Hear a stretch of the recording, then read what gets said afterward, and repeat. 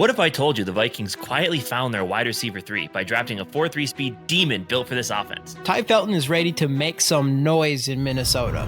Born in Ashburn, Virginia, Felton's path to the NFL wasn't typical. He was a standout early at Stonebridge High, catching 50 passes for 1,000 yards and 13 touchdowns as a sophomore. A top recruit, he committed to Virginia Tech until an ACL tear during his senior year changed everything. Most programs backed off. Maryland didn't. That loyalty meant everything. Felton repaid them with 4 seasons of steady growth and leadership. He started off slow as a freshman in 2021, just 5 catches in 8 games.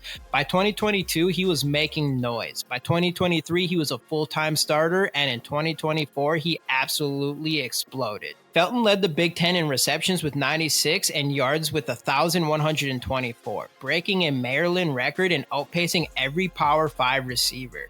He earned All-American and first-team All-Big Ten honors starting every game and became the first Terp to start a season with 4 straight 100-yard games. Now he brings that same hunger to Minnesota. The Vikings grabbed Felton at 102, the last pick in the 3rd round, right after a trade back with Houston. And here's the twist. The last time the Vikings took a late-round flyer on a wideout from Maryland, it was Stephon Diggs, and that worked out pretty well. Felton knows that legacy, and he's ready to write his own. And the fit makes sense. Felton gives his offense that missing piece. Justin Jefferson's the alpha, Jordan Addison the technician. Felton, he's the burst, the after-the-catch guy, a legit wide receiver 3 candidate who thrives on screens, slants, and option routes. His favorite at Maryland was the Z option, where he could read leverage and react.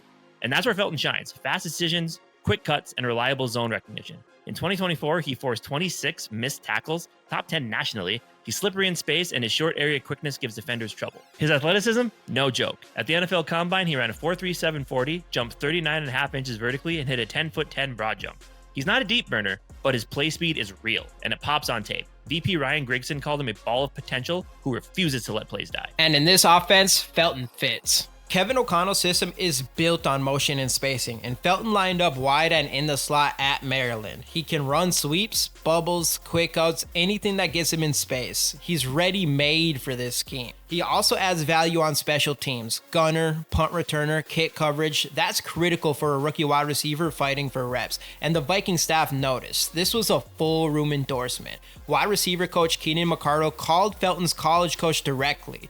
The special teams coaches love his grit, and KOC gets another weapon to move around. Felton's excited to join the wide receiver room. He's eager to learn from Jefferson, Addison, and McCardle, who once coached at Maryland and played a role in this pick. That connection is underrated. So what's next?